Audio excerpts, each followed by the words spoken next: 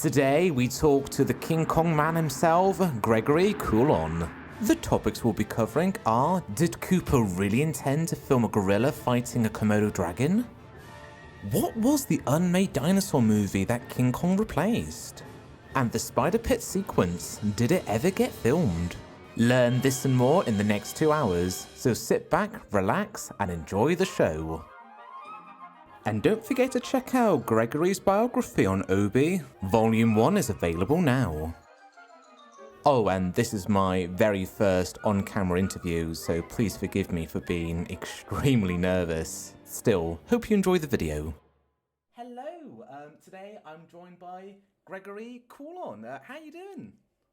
Good, very good. How are you? I'm doing all right, thank you. I guess to start things off, do you care to sort of introduce yourself? I think some people call you the King Kong man.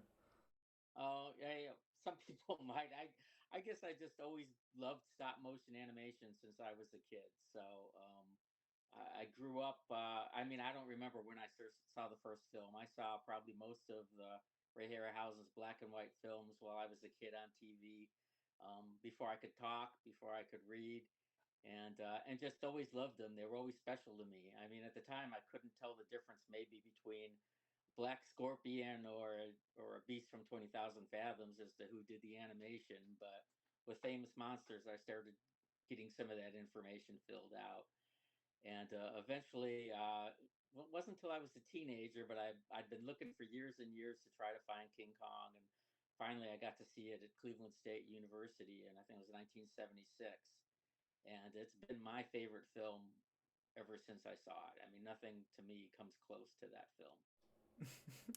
And of course, you've taken your love of, Willis O'Brien, Harryhausen movies, well, mostly O'Brien, your love of O'Brien and King Kong in particular, you've taken that love and passion and made it into, well, this book. Oh yeah, that was a lot of fun to work on. But I it didn't start out as a book. It started out as I just wanted to find more material on Willis O'Brien. And when I retired from my main career, I just decided I wanted to go search the archives and find out what information was out there that nobody had written about. And I think the first film or the first project I found a lot of stuff from was Food of the Gods, and I found a lot of artwork O'Brien did, and story treatments that Ruth Rose and Ernest Schoedsack had done for the project around the time they were working on Mighty Joe Young.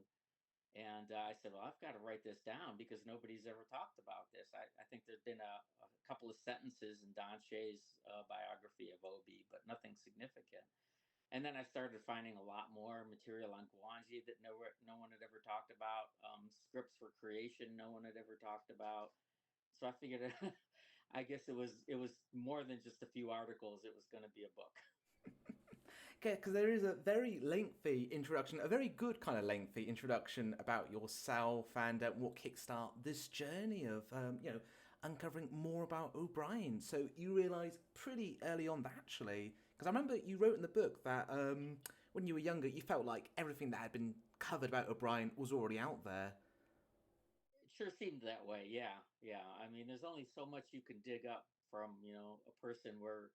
I mean, let's face it. Most people he worked with are gone now, right? I think Terry Moore is still alive. There's probably a few others that maybe worked with him on very minor occasions, but we've lost people for decades now. That the people that really knew him. So you always wonder how much more you can dig up.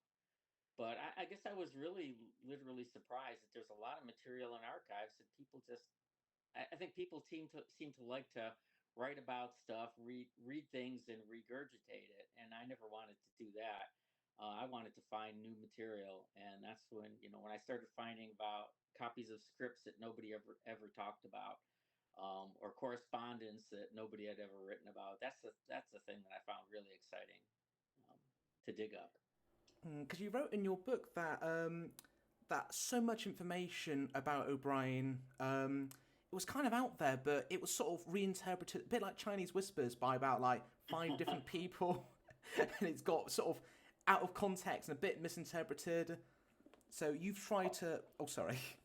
No, yeah, no, no, that's exactly right. There's a lot of stories that got either exaggerated or retold. I mean, a lot of stories came from Darlene O'Brien, but if she's talking about things that happened, 10 years or 20 years before she met Obi, there's a lot of errors in those things. And some of the details you could start looking up on the internet now, or at least you start doing kind of the ancestry.com thing or find old newspaper articles. As an example, Obi did save a little boy from drowning early in his life, and that story is told in other biographies. But what's kind of interesting, I found the original newspaper articles on the event, and a little, it's a little probably Obi's first interview, if you call it that, where he's quoted in the newspapers. And so you have the facts and data.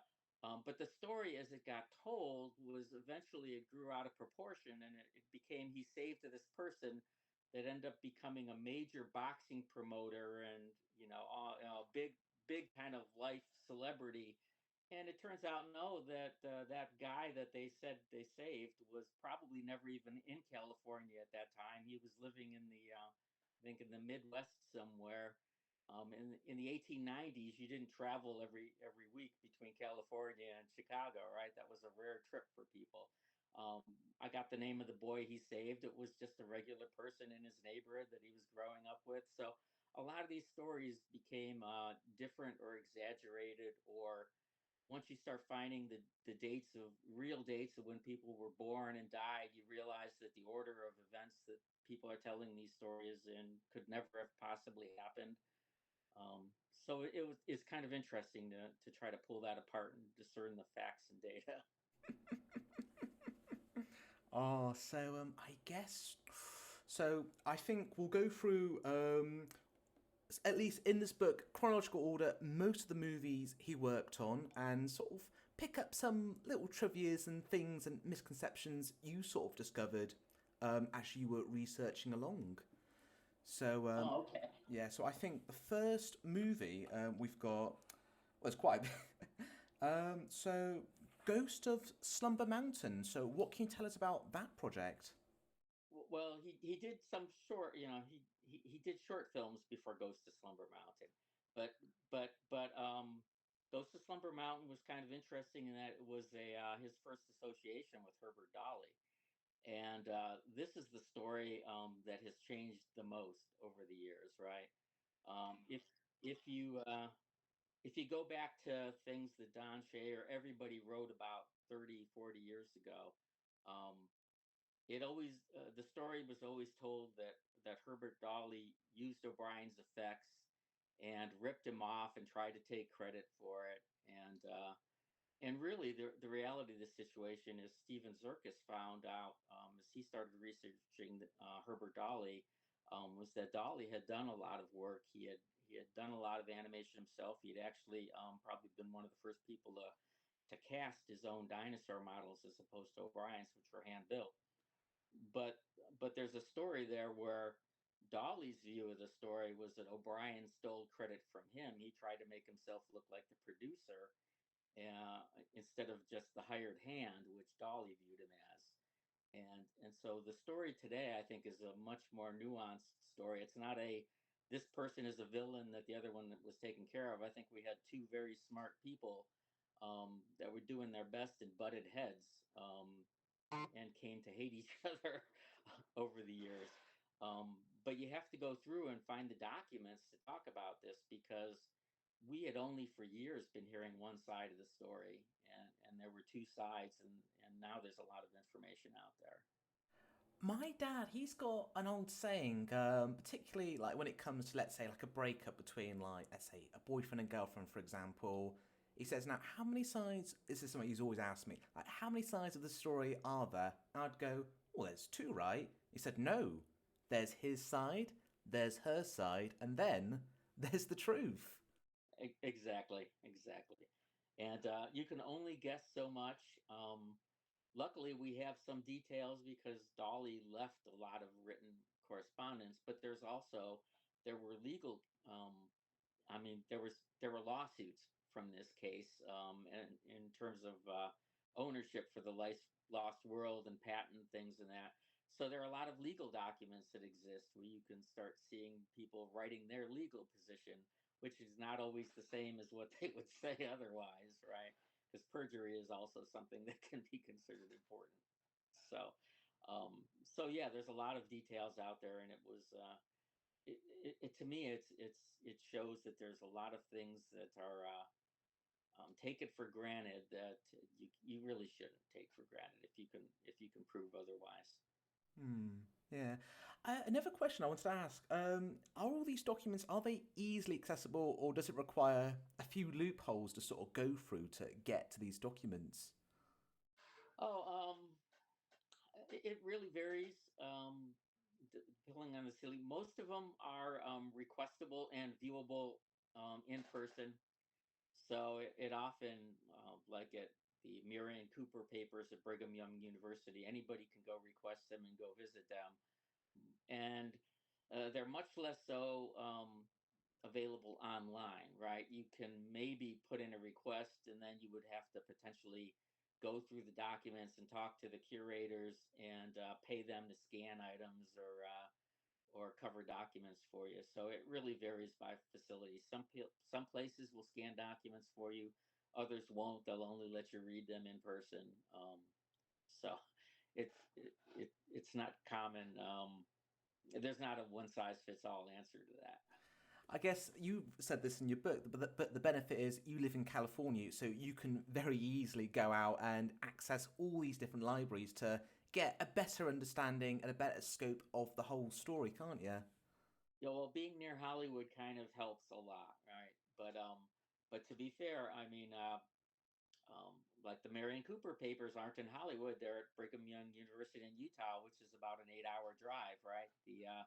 The Catherine Curtis papers, who was one of the producers on The Lost World, and she's the one that kept a lot of the legal documents from the lawsuits for the rights for The Lost World. Those are in Wyoming, which is I don't know, probably 1,000 miles from us. So there's still stuff that's spread all over the place. You got to be one committed bugger to really like unpack all of this, haven't you? Well, I mean, it was an obsession with me. Like I said, I was going to go do this independent of a book project. If I knew this material was out there and I had a chance to see it, I was going to go do it. And literally, I there was so much artwork out there that exists from O'Brien that has never been seen before, that's never been published.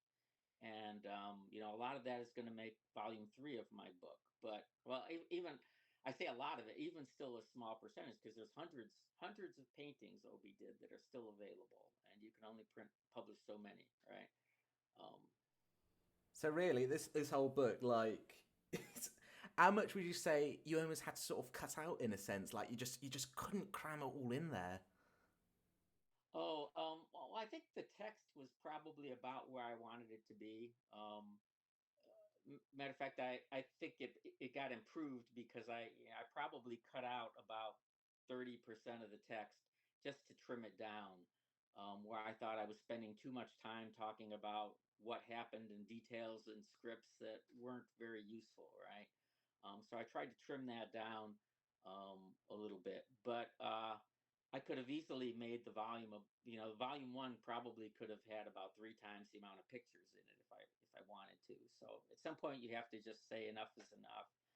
And especially with King Kong, I had to sit back and say I'm not writing the making of King Kong. I don't need to tell every single story I know about the King Kong production or everything that Fay Ray ever said or every bit of detail about the actors. I'm talking about the King Kong project that Willis O'Brien was working on, not everything else that was going on at the time or every movie Fay Ray was ever in. So at some point you have to take that attitude or you'll never get a product that you can put out.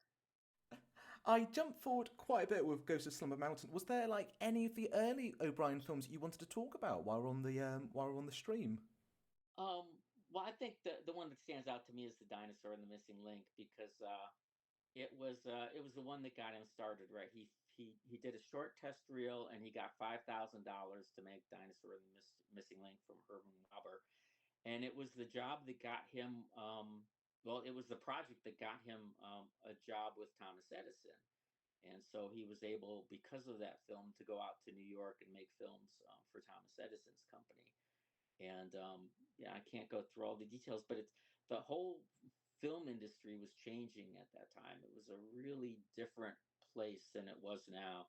And you don't see a lot of films, if you're talking in the 19 teens, you don't see a lot of long 2 hour movies. I mean, there were a few, but primarily it was short features, and people were trying to sell programs of several short movies so that you could go into the movie theater and you could see something like the dinosaur and the missing link, and then a newsreel footage, and then maybe a 45-minute movie, on college life or something, whatever the topic is.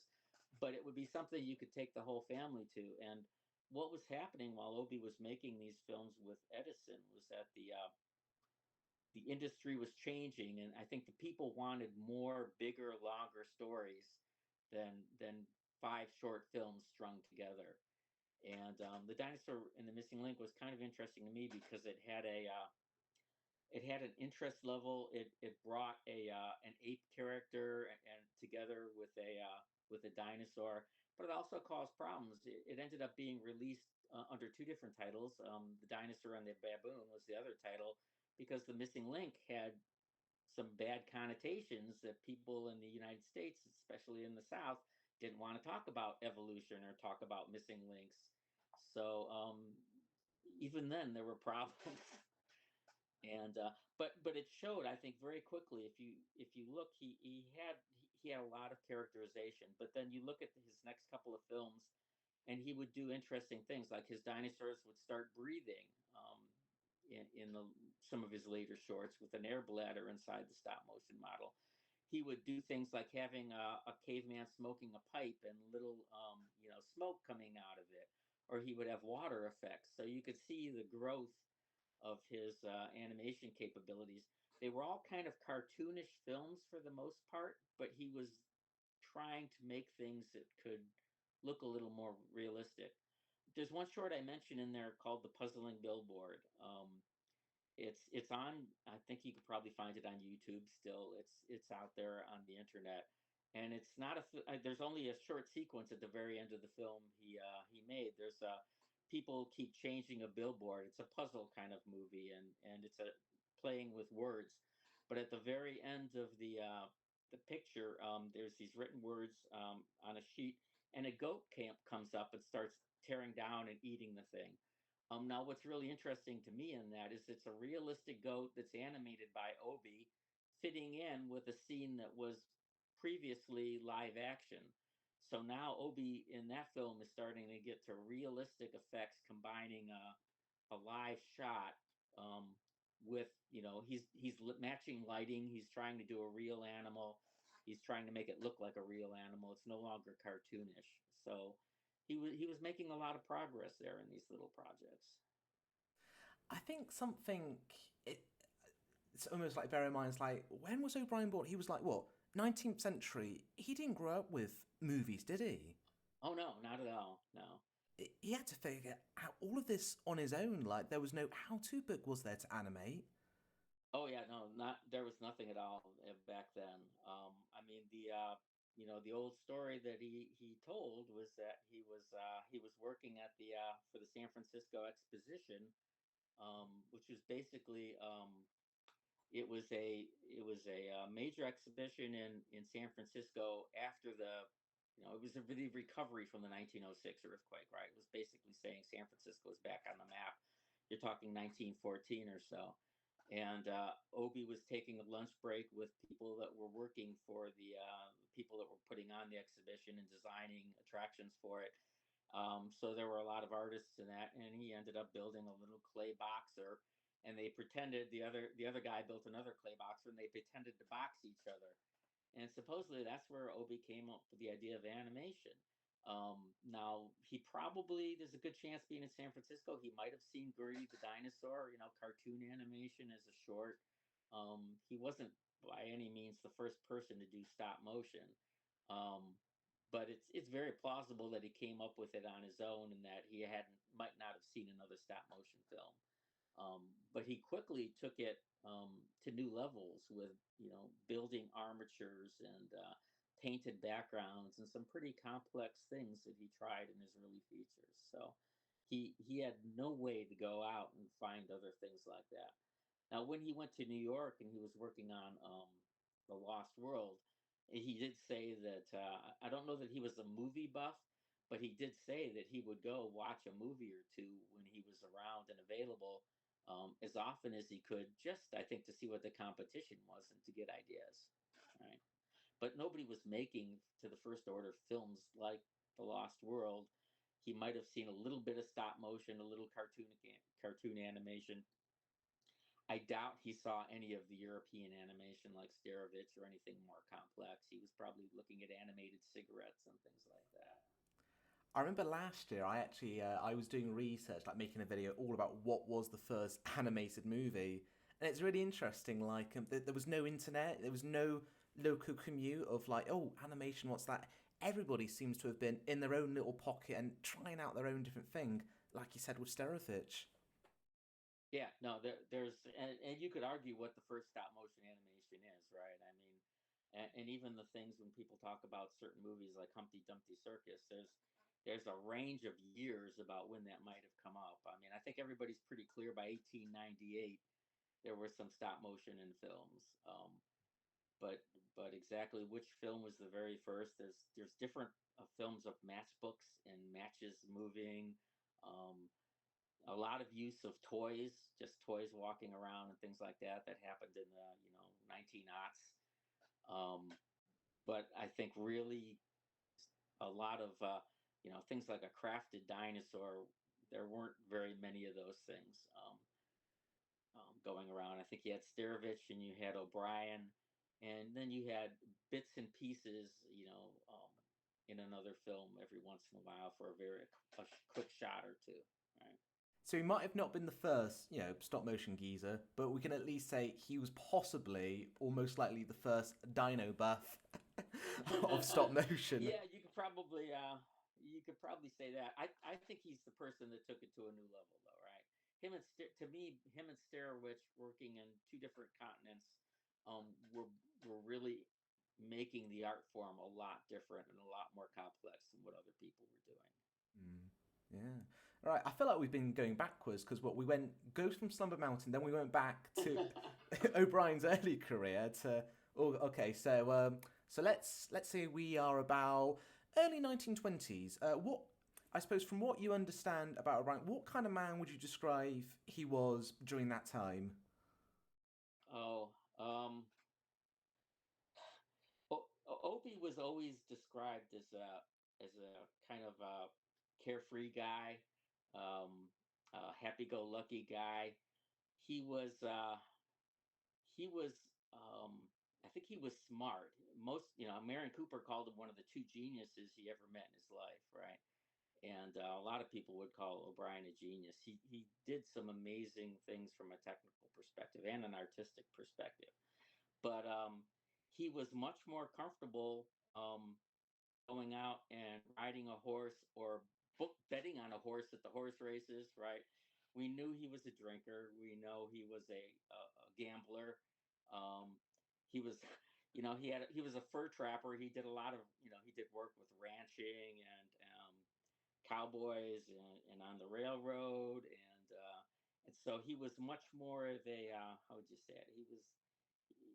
He had more of that cowboy mentality than people in the film industry might have, right? He was an outdoors kind of guy, and he played hard too. I think he got himself into trouble sometimes, but that's part of life, right? Unfortunately, if you look in the 1920s, he ended up. I think you could also say he had a lot of women that he was interested in and followed, and it turns out the story's in the book, but he met a woman named Hazel. He actually was married twice early on, three wives in total. The first marriage didn't last very long. The second was one where he seemed to have proposed, and then the family held him to it, even though he tried to get out of it. So he always, until he met Darlene and had a long term relationship there, I think he had a lot of trouble with being monogamous with one woman. He was definitely a player. He was a player, yeah. Well, there we go. It's something new I've learned about O'Brien. Right, so 1920, so Lost World. How did he get involved with that project? Well, you gotta when you look back, he was working on dinosaur films. He had done the Ghost of Slumber Mountain. He did not like working with Herbert Dolly at the time, and I think he felt that Obi could do his own projects, and he was working as a person for hire under for Dolly on Ghost of Slumber Mountain. The relationship blew up there over credit responsibility and some other things. And Watterson Rothacker wanted to hire O'Brien and did. Rothacker was from the he was from a different side of the business. He was in the film manufacturing and processing area, so not making a movie, but making the raw film, right? And he would also make advertising films. Very much more of an industrial type organization. But he wanted to do something different, and he looked at O'Brien as a way of starting to get him to make short films and eventually feature films. Um, Obi had a love for the prehistoric films, and what was the book out there at the time that was the topic, right? And a fairly new book was The Lost World by Conan Doyle, and so it was great because it was a popular book. It had a very popular author, and so it was a perfect avenue to make the film, right? And Rothacker went and acquired the rights to the film, so it was going to be a major story. The problem was that Herbert Dolly also wanted to make the film, and O'Brien had said that he had patented the stop motion process, but that seems to have been an exaggeration, if not an outright lie. Um, which is, I think, one of the things you can blame O'Brien for was he tried to over promote himself a little bit in that respect. But Dolly had put out a patent not on stop motion process, but on the stop motion armature. He called it an articulated effigy. But so he basically patented an armature for a dinosaur, but the patent was so vague it could have been an armature for a dinosaur or a human being or an amoeba or just about anything. Um, and so Rothacker was having difficulties making the film with the threat of a lawsuit from Dolly on his heels all the time. Um, Rothacker, the interesting thing is Rothacker, I think, was right in that he always figured that once they had a film made, he could settle the legal argument with Dolly for a small amount of money relative to what the movie could bring in. So that was the thing, but it took several years to go from the idea of making the Lost World between O'Brien and Rothacker to getting it done on the screen. Yeah, so tell me, what was it like for O'Brien, like finally making the Lost World? Um, I think for him it was the first time he was really working on a project that was, I will say, it was a real studio project. The other things he worked on were mainly stuff that he could primarily make himself, right? Or him and a very small group of people could make themselves, most of the time working alone. Suddenly, he was on a project where, at one point there were an estimate 125 people working behind the scenes on getting the Lost World out, right? So he had set designers, he had miniature makers, he met Marcel Delgado to build animation models. He learned about glass painting, which was something that was a major deal from Ralph Ramirez that Obi had never caught on to before, and the glass painting really intrigued him because that was a way of putting his creatures in an environment where he didn't have to build a lot of detailed sets. He could kind of paint the sets, and his artistic ability would would make the jungles of the Lost World beautiful, right? And then he would take that on the next step to King Kong, making these dense forests. So I think I think the Lost World was a great experience for Obi because we always think about him as sitting there and animating these models, but I think Obi, I think of him much more as a person that was designing a shot. He talked in some respects about looking at a what a shot in the movie and then figuring how to make it, and then the whole shot should be a piece of art, right? And I think that intrigued him that he could build a team and make a lot of these shots more than he could just sitting in the basement of a theater with a small number of miniature sets. I think he liked having a large team of people working with him, and he could do his own work.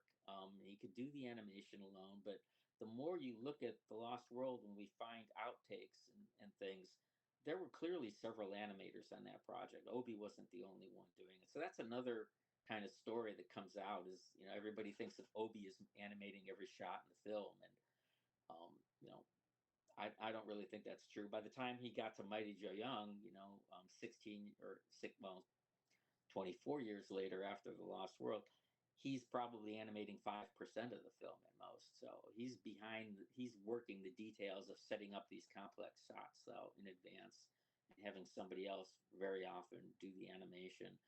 And as he got on the bigger projects like King Kong, he had artists with him like Mariel Larnaga and Byron Crabb that were, doing the artwork as well and doing the glass paintings. And so I think Obi liked that transition to be um, higher up in the scale of the cinema, right?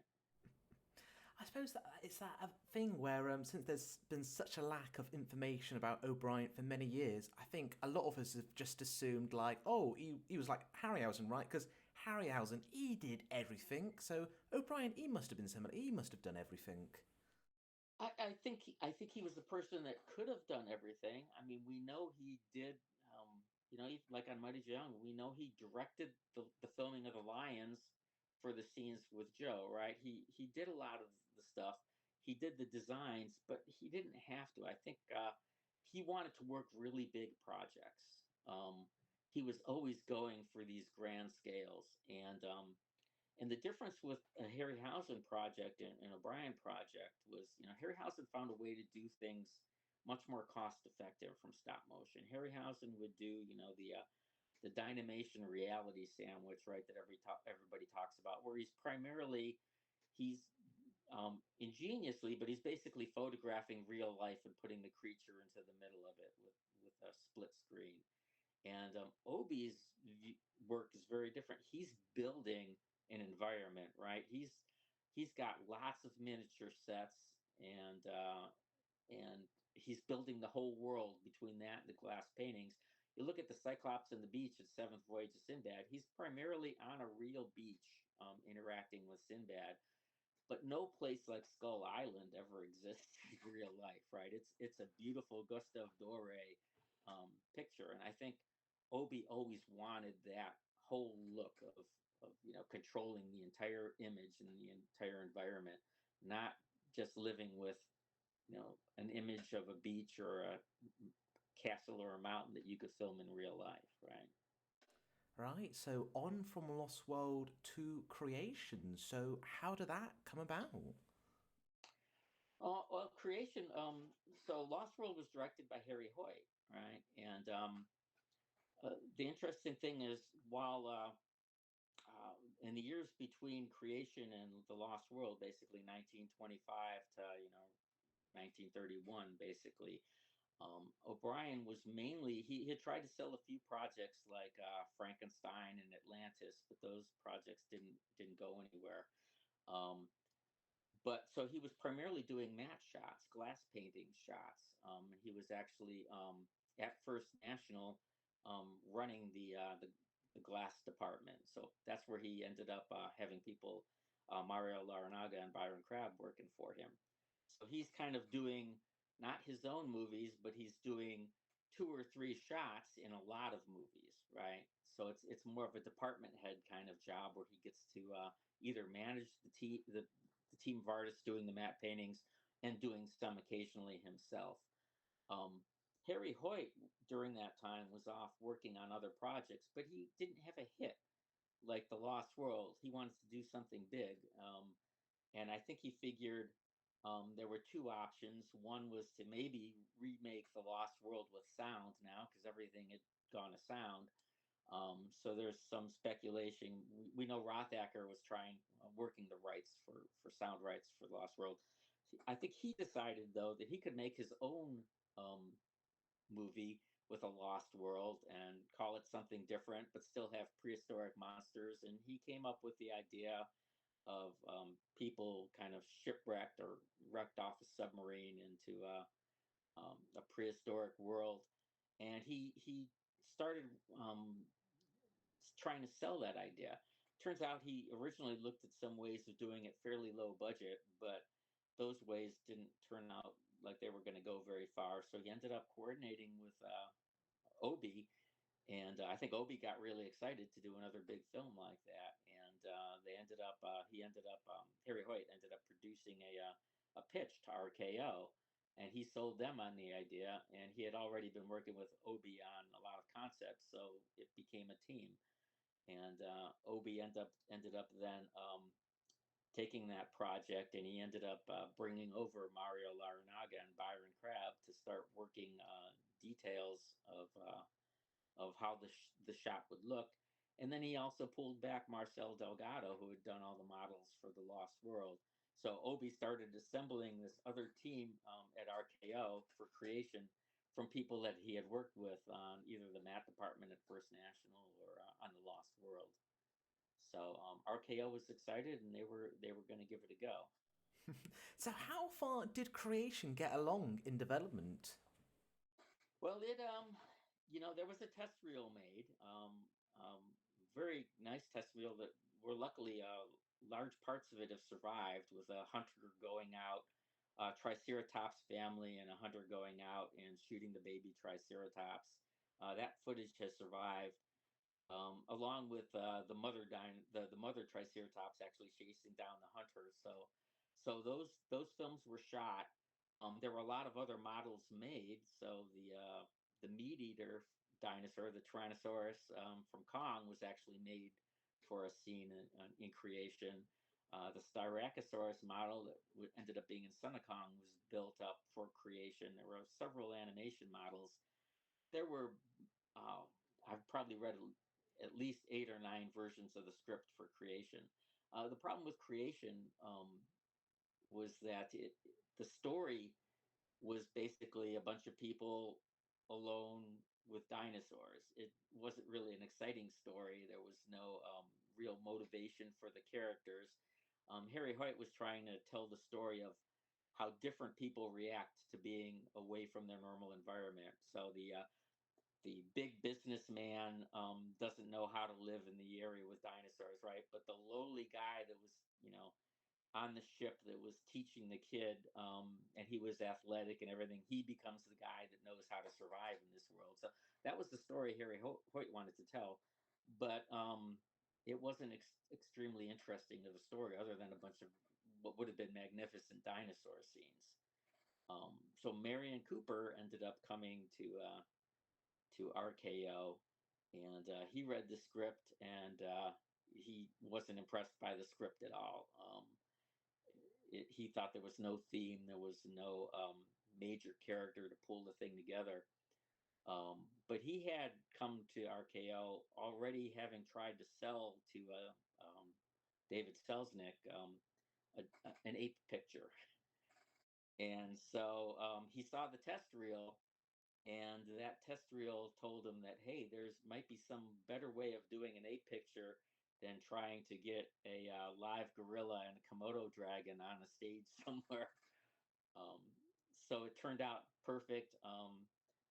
Willis O'Brien then, him and Byron Crabb did a joint painting of a kind of a giant terror gorilla confronting an explorer and a native guide, and that kind of sold Cooper on maybe this team could do King Kong.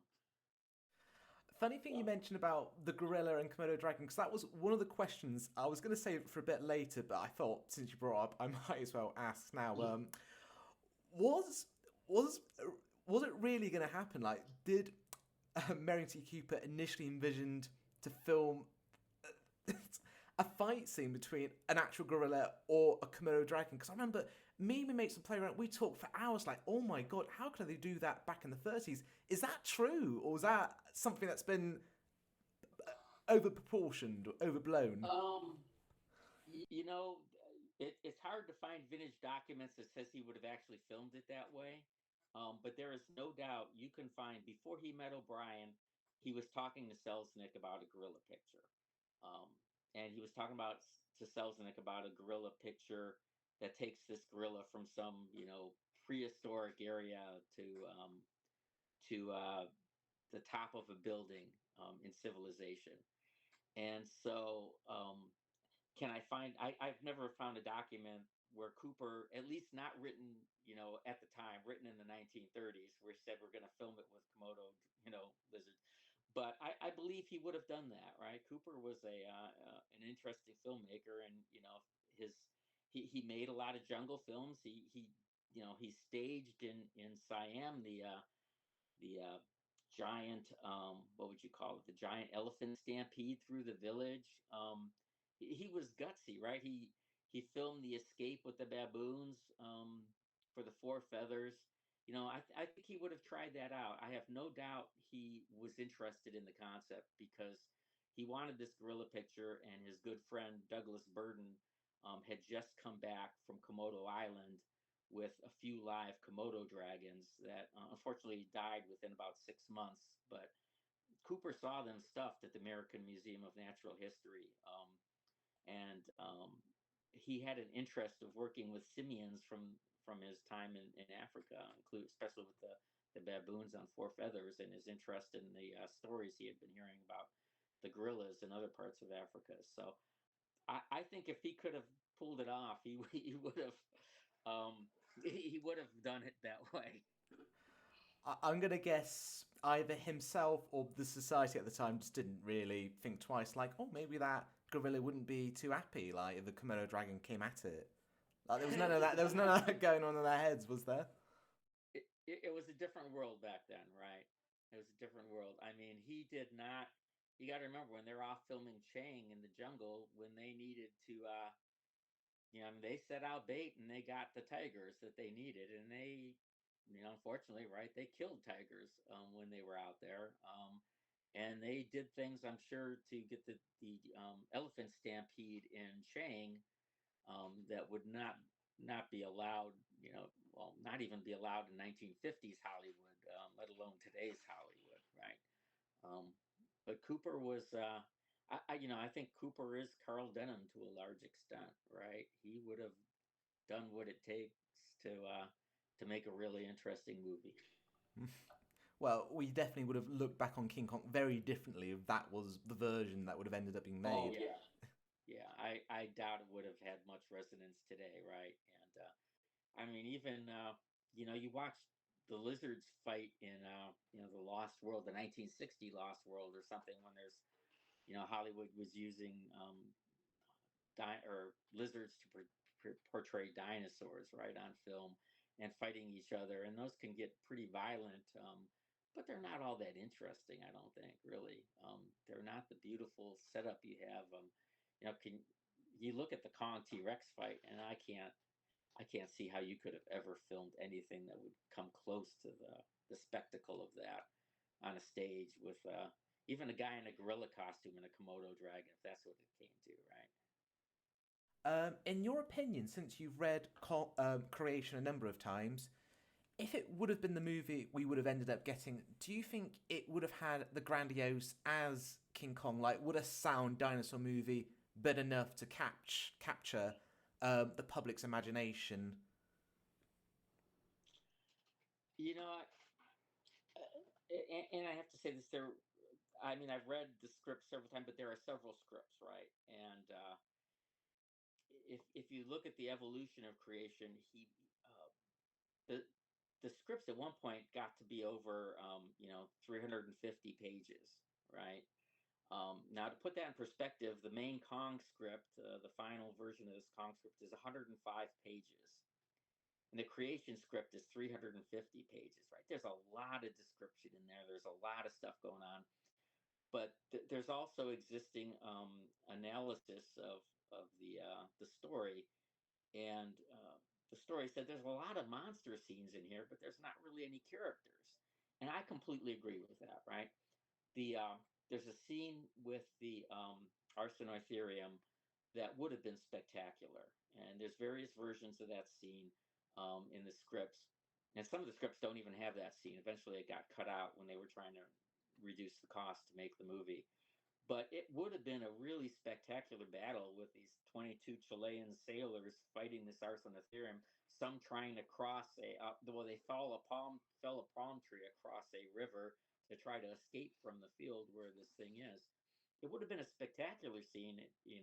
Would it have been the same of like Kong and the log scene though? I don't think it would have, because there's no character, right? As much as you can maybe make an Arsinotherian character, by the time you got to the log scene, you already cared about the sailors that were confronting Kong, and you had already seen Kong several times, and he's a real character. He's not a mindless beast or just another dinosaur or a rhinoceros. He's something different already. And he's already building a relationship with Fay Ray. Maybe it's a one-sided relationship. Um, but I think there's a lot of things that make Kong stand out that I do not see in the creation script. I think I would love to have seen the film. I would have enjoyed it immensely. I don't think it would have been anywhere near my favorite film of all time if they had filmed Creation. Yeah.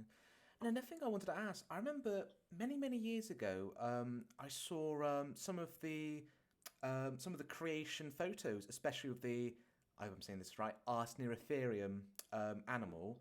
And I was like, oh my God, I've never seen that before. And I think they were going up for a private auction. I was like, oh, I'll never see those. But then I was amazed when I looked through your book that they were in the book. So how did you include those photos? I've been collecting photos for 50 odd years. So I've some of them, a lot of the pictures that survive today, not all of them, but a lot of them came from people that worked on Kong, and a lot of them Obi had a scrapbook. So um, over the years, back in the 60s and 70s, Darlene O'Brien, Obi's widow, kept a lot of his material, and she would let fans make copies of them.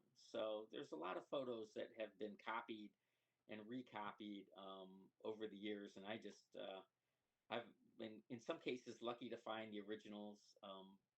People that own the originals, or maybe even found originals myself, or at least get really nice copies of people I knew that photographed them in the '60s, that kind of thing. So they they've been around. They're not, a lot of the good ones had been copied before, but a lot of people also kind of held them close to their chest, I think you could say. And I understand why. In collecting stop motion for years, the world is different with the internet now. But if I was looking for a stop motion photo, a really rare photo from a film in the 1990s, say, I mean, I could go try to get pictures at the different Hollywood poster shops in Hollywood. They'd be selling copies, they'd be selling things. But if you really wanted the rare material, you usually had to make a friend and be willing to trade something rare you had for something rare he had. So a lot of people might have pictures, but they weren't going to just sell a copy or share a copy or post it on the internet because that was, in a way, it was currency for them to get other rare items. So I just built up a lot of them over the years, and had a lot of opportunities to see a bunch of them or have friends that got their hands on them a long time ago. Yeah, which is it's more like a generation thing, isn't it? Like you said, just a completely different understanding. It's completely different now. There's so much on the internet, and people expect everything to be on the internet, right? But for years it was very different. You would go out and you would buy a copy of a photo that you wanted, and that's what we all did. We all bought photos from King Kong, and if you couldn't find or sell originals, you bought people's copies of photos, and there were people made a living selling copies of photos from Hollywood movies, and you can't. I don't think you can do that anymore because everything goes up on the internet. And once somebody sends a nice copy of the picture on the internet, it's all over, right? Well, I'm at least glad that some of the pictures were able to make it into the book. Well, I mean, I wanted to, like I said, I had to pick the best ones I thought, but I wanted to tell the whole story, and so I tried to pick some of the best things that were out there. I mean, there's so many cool ones that didn't make it, but like you said, you had to simplify it down for the book. Yeah, yeah. One more final question about creation before we go on to Kong. I'm sorry, we've been going on for No, creation. no problem. It's just Kong. You can't talk about O'Brien in his life without hitting Kong, right? I mean, he was either working his way up to Kong, or he was trying to reproduce Kong. Um, but to me, that's the story of Obi in a nutshell, right? Getting to the top and then finding a way to get back. And unfortunately, I don't think he ever found the way to get back, right? Marion Cooper never found a way to get back to Kong. And I will personally say I don't think Hollywood has found a way to get back to Kong because it's still my favorite movie of all time. So as far as I'm concerned, they haven't made a better film since. Well, no, maybe there's been a few better films, but there haven't been films that moved me as much made since. Hmm. Right, my question was it was about the original test footage to creation. So the footage that exists, or at least was made, was that intended to be inserted into the final film, or if it was to go to production, they may have, I guess, replaced the actor who was in it, or even redo the whole sequence entirely. No, the intent was to reuse that footage. Now, the script, the footage was being prepared in development in parallel with the script. So the script was changing. So there's always a question of would it have have been used completely or not. Um, but that was the intent, was to use it. Now it actually was also intended. Some of those shots were intended to be used in King Kong. Uh, to go back because the shots that are not there in the current version of the test reel that's going around from creation, there's shots where the mother dinosaur, the mother triceratops, actually chases down the hunter. I mean, some of those shots are in there, but there's other shots where he chases down the hunter, knocks over a tree, and then gores the hunter to death, right? And in many of the Kong scripts, there was going to be a triceratops scene, and they were going to reuse that footage of chasing down the hunter and goring him to death. And they'll usually call him as a sailor with the striped pants. So you can read in some of the Kong scripts, see a scene described as sailor with the sharp with the striped pants gets gored by a triceratops, and then in parentheses reuse scene from creation. Right. So it was a lot like we're going to go back to Kong, but it was a lot like the Kong test reel. The test reel for Kong was basically, to the first order, it was the log scene in the fight with the T Rex, and the intent was to use those, and they did. Now there might have been some scenes that were reshot. We don't have all that history, but to a large extent, they wanted to reuse the Triceratops scene. They wanted to use that creation. Kong wanted to reuse and did the log scene and the T Rex. And we know several log shots were refilmed, probably because there was a variation with the Arsinotherium being used to chase the men onto the log. That was they decided to cut that out. At one point, they decided to have the Styracosaurus chase the guys on the log, so that might be why they reshot some of those log scenes, because they weren't using the Arsinotherium or the Styracosaurus anymore. But it's like the War Eagles as well. They did test reels for the War Eagles, and the intent was always to film those shots and put those shots in the final film. Right, so finally on to, the project that replaced creation, King Kong. So Oh, what was O'Brien's feeling moving on to King Kong? um, there's you really can't find anything that he wrote at the time. So it's all we could all speculate, but I think he seemed to hit it off with Cooper. I think Cooper thought he was a genius. Cooper was excited about the project, and from everything we can find out, Cooper's enthusiasm spread, right? And I think Obi saw this as a chance to make a really big project that was going to be exciting. And he was also pushing the limits. He was gonna, for the first time, use a lot of miniature projections. So to put little Jack Driscoll's live action Jack Driscoll's into the scene. So shots combining miniature rear projection, um, stop motion model, miniature sets, and glass paintings for the overall jungle. He actually patented um, that process. Got it. The patent was awarded at right about the time Kong was hitting the theaters. So I think he was excited to do this on a really big project. He did a few years later talk about Kong and Son of Kong and how they pushed the boundaries and how exciting that was for him. And the interesting thing he then said was, so I think I've done everything I can in animation. By the end of Son of Kong, so he was at the time excited about the last days of Pompeii because he thought that was going to challenge him in different ways than Kong challenged him. So a lot of building destruction and volcanoes and things, as opposed to mysterious jungles. So as you were researching Kong for the book, was there any new information that you came across where you were like, oh, I didn't know that before? Like any new revelations that made you see the movie in a different perspective, or maybe thought about the movie in a different perspective? Um, wow. Um, to me, I think the most interesting thing was just to see the project evolve, because a lot of times you'll read about Kong and people will, if they're writing a chapter on Kong, they'll say, this is the story. This is where Cooper came from. This is where O'Brien came from. And this is how they did the T-Rex scene. And this is how they did the Brontosaurus scene. And this, I thought what was fascinating about Kong was to look through the various scripts and the correspondence with Marion Cooper and different people about how the story was evolving. Because if you read the Edgar Wallace script, um, the very first script that was done, um, and he did about a half script before that, before Cooper and O'Brien modified it. Um, it's got the major scenes, right? It's got Kong fighting the T-Rex. It's got the log scene. It's got a brontosaurus, on the river scene. It's got take him to New York and get struck by lightning at the top of the Empire State Building.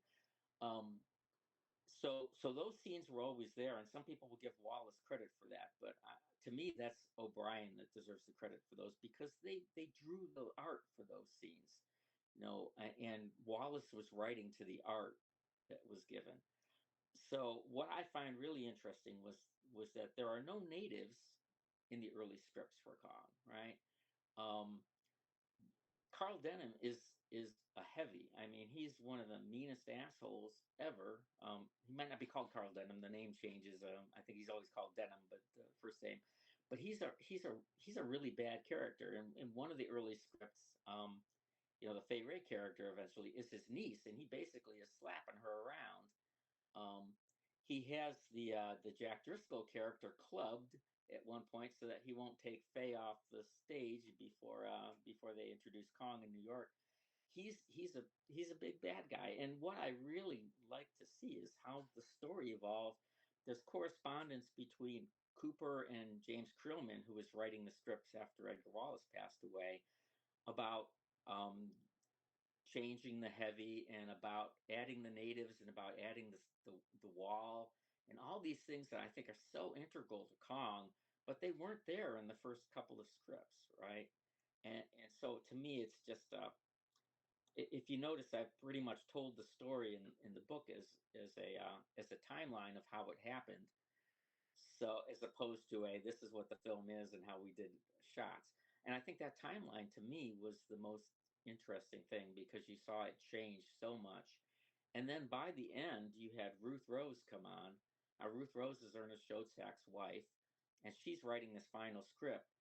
And before, Denham is, again, if I can say, he was not a nice character, and suddenly Ruth Rose's Denham is um, it's Marion Cooper. It's a guy that's really enthusiastic and he's excited, but he's not a bad guy. He might go to extremes and do stuff that he probably shouldn't do, but he's doing it out of a sense of excitement, not because he's so greedy or something, right? And I just loved the way the characters changed and evolved, and suddenly, I think by the time you got through this project, they had fine tuned so much.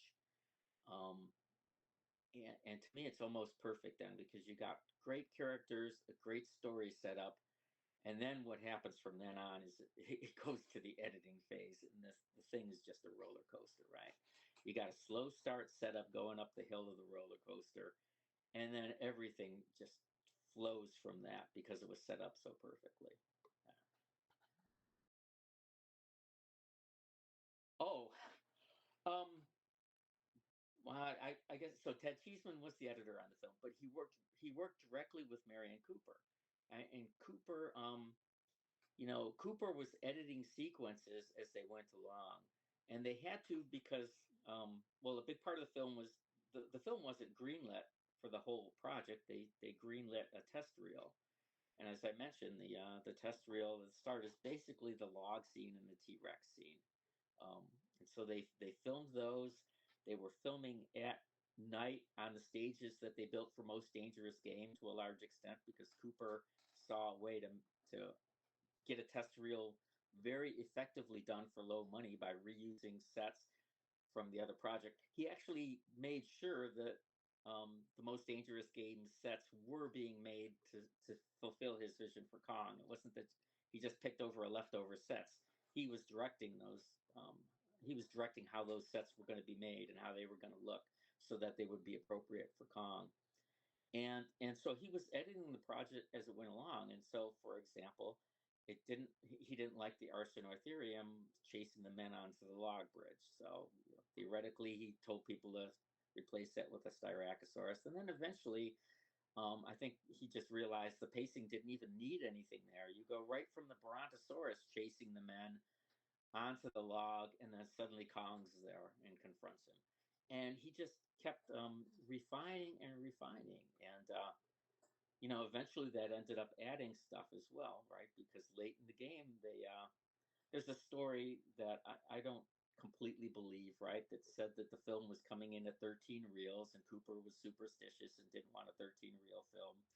So that's why he added the elevated train sequence so that the film would be 14 reels, right? Well, in the end, he cut it down to 11 reels even after adding that shot. So I don't believe the 13 reels. But he saw where the film could use more bumps and more takes or more excitement, and that's where he put in the train sequence, right? There's now something else besides just escaping and going to the top of the Empire State Building that I think helps with that the roller coaster like flow um, of the whole story. And he was right on top of it, working with Cheeseman. I mean, supposedly they were cutting hours and hours and going. He would work. He was actually starting to take over some of Selznick's job responsibilities, so he's working management stuff during the day, filming um, fill-in shots for Kong during the day as well, and then editing with Cheeseman whenever he got the chance, probably well into the night, according to most stories. Something I was going to ask about, of course, Marion C. Cooper, in terms of his stories, that, from my understanding, was he the sort of fellow where he would tell a story, it would have some soft truth in it, like, let's say you've got a granddad who likes fishing now, he's caught loads of big fishes, but just to make his story seem a little bit more impressive, he might go, oh, the fish I caught, it was actually this big when it actually wasn't that big. Was he that kind of sort of showman, would you say? Well, yeah, there's no doubt about it, right? He exaggerated his stories, but I will tell you one thing that I found out was his life was larger than life. There is no doubt about it. I mean, he was in multiple wars. He was prisoner of war twice, an escaped prisoner of war at one point. He filmed in the jungles. He did all kinds of stuff. He was an executive at airlines. Almost all of his stories, they get exaggerated, but it's not just. I was amazed when I go through the Cooper papers how much documentation there is that these stories are true. I mean, sure, I'm sure, he made it sound a little bit bigger than it needed to be, but the gist of the story is still impressive to begin with when you see what he did. There was one time I had to this is going forward again to Mighty Joe Young, right? But I was having had a great conversation with Harryhausen once on we were talking about Obi and Cooper, and so I had to ask him, right, because Cooper used to tell the story that that he acted out for Obi every scene that Kong or Mighty Joe Young would do. He acted in front of Obi, and then Obi would animate exactly the way Cooper told him. Um, that story's goes around a lot. I think Cooper did actually tell versions of that story. But so I asked Harryhausen about that. He goes, "Well, if Cooper ever acted out anything for Mighty Joe Young, Obi never told me about it. I just animated the shot the way I felt it should be animated." Um, so at least at least some of those were exaggerated. But so many stories he talked about.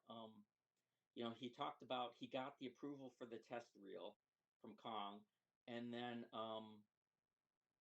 suddenly Obi is in trouble and he gets a hand infection and can't animate, and Buzz Gibson is sick, and so I have to animate, right? That's the story.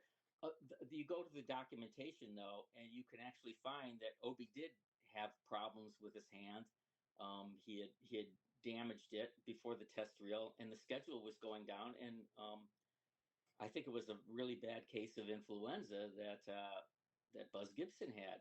So there was a real concern that they had just got turned on for the Kong test reel, and none of the animators, the two big animators, were not available.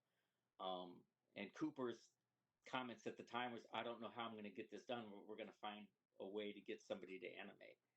Right. And so there's a lot of there's a basis for that story that would be told over the years that you can actually find the 1930s documentation to a large extent back up pieces of the story. Um, but of course, I don't think Cooper ever planned on animating himself.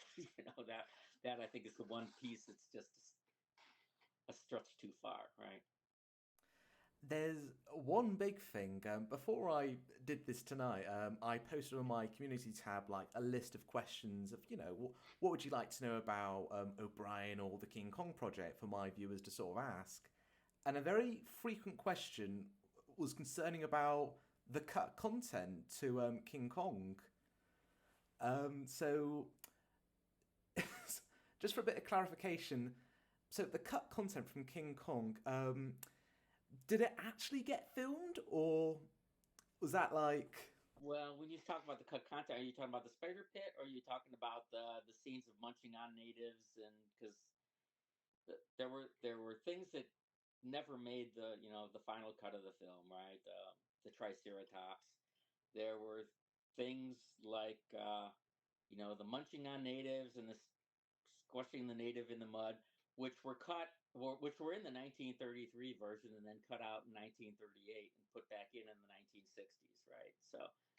So what's Sorry, I should have clarified. So I suppose I'll get the big one out of the way first. This was a common question about the missing spider pit scene. So sure.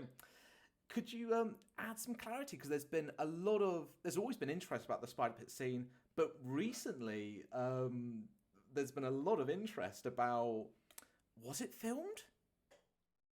Yeah. There's so I have to go back and talk a little bit about the script to answer my view of that picture. Um, if you look at the script development, as I said, they were working on the script while the test reel was being filmed. I mean, they started beforehand, they filmed the test reel, and then they kept updating the script into the early parts of production. So it's really interesting in that, especially on the animation scenes, when you start looking in the script versions that are dated after the test reel was either was well into production or finished, then most of the shots are marked as, we shot this one, or um, live action shot, animation to be done. You see little notes like that actually in the script. And so when you get to the end of the log sequence in the test reel, what you find is there's a detailed script breakdown, and almost all the shots for the what we know of today as the log sequence and the T-Rex shot, they're all called shot until you get to the spider pit, and they're blank. It doesn't say anything. They didn't film the spider pit for the test sequence. Everybody knows they didn't film that. So people look at those pages in the scripts and they think that it wasn't filmed because it wasn't shown as shot. However, the script files at RKO didn't get updated past, I think it was like September 6th or so, while the production was still going on. So those statuses and those scripts were not updated later.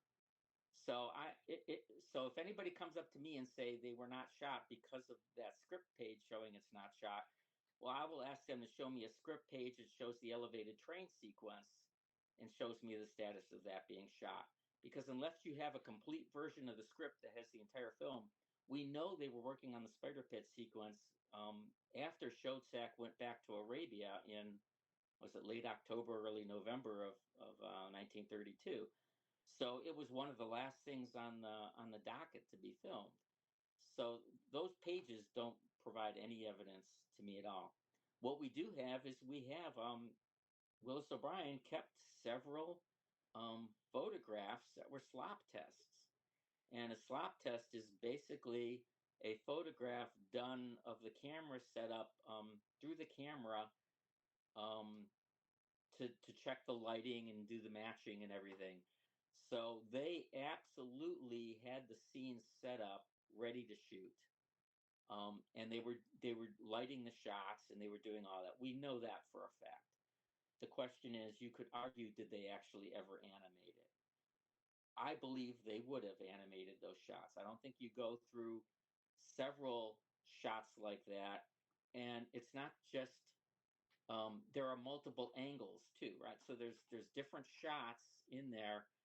You would have finished one shot and then done another shot. So I can't believe they would have broken configuration or maybe have two or three different miniature stages working for the spider pit sequence at one time when they had so many other shots that were going on from car. So I personally believe they did animation for those shots. Now, to me, the real question is, did they ever actually integrate them into the film and during the editing process? And I think that's a valid question. Cooper said that he did. He said that, and his stories are not always consistent on this. He said that he did, and he said that it didn't work with the flow. And I mentioned him and Cheeseman were constantly optimizing the flow of the film. So we know he was working throughout the production, putting stuff in, seeing how it worked, and then throwing it out if it didn't work. So I have no doubt. I expect that he did that. I cannot find a solid piece of proof that ever said there was that shot. I do know that people said that O'Brien considered it some of his best animation. So there are several people that have said that they saw the animation or that O'Brien loved the animation. Um, Marcel Delgado himself was inconsistent. There's some interviews where he said it was animated, and some interviews where he said it wasn't, or that he didn't see it.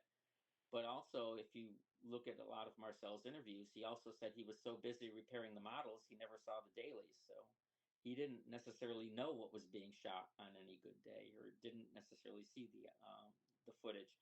What we do know for a fact is that by January of 1933, January 15th, I believe, there's a Marion Cooper interview where he says that the scene is not going to be in the film. So this is the very first thing I've ever found relating to the spider pit. For years people have been talking about it, but the first time I've ever seen anything published about the spider pit was published in, like I said, mid-January 1933, and he says it's out of the film. It was a horrific sequence, right? That they didn't feel they needed, and that is before the film was finished scoring. We also know that the score of the film was not changed. The score that Max Steiner wrote didn't include any additional shots in that sequence versus what we have today. So, and that mid-January date is before the first preview of the film in early February of 1933. So that sequence was never scored. It was never in the film before any preview audience ever saw it. I do not believe it was ever cut in. There's also, we know from Showsack that they had problems filming the actors falling into the stage, into the mud at the bottom of the pit, and they couldn't get that scene to work. As late as early January of 1933, they were still trying, working stuntmen falling into mud on wires, which is maybe another reason it didn't get cut. I mean, it got cut, right, because they were having a trouble there, filming some of those shots. But I believe the film was never completed in terms of, I don't think they ever had an entire integrated sequence. It was probably lacking a few animation cuts. It was probably lacking the shots of these sailors, live action sailors hitting, the ground floor. Cooper himself said that, yeah, they stopped filming those because they filmed the long shots in miniature of the guys falling to the pit. Well, those guys are falling so far they look like they wouldn't survive, right? So they may have filmed those after Cooper already decided to shoot to throw out the shot. But I do not believe a paying audience ever, or a preview audience ever, saw an integrated spider pit sequence. And I Ray Bradbury told me multiple times he remembered seeing it. But Ray Bradbury remembers seeing his birth, coming out of the birth canal. I actually was in an audience once while Ray Bradbury and Ray Harryhausen were on stage talking about this, and Ray Bradbury said he remembered seeing the sequence.